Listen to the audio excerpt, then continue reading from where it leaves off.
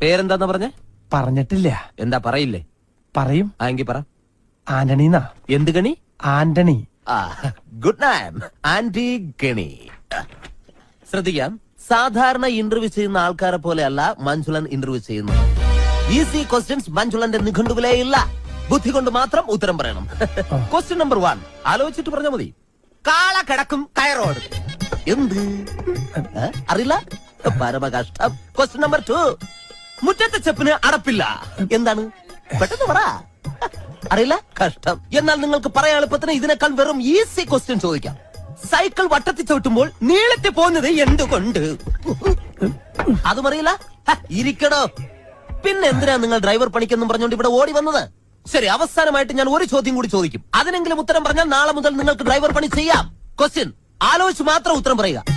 കിക്കിലിക്കും കിളികിൽക്കും ഉത്തരത്തിൽ ചത്തിരിക്കും. ആരീ?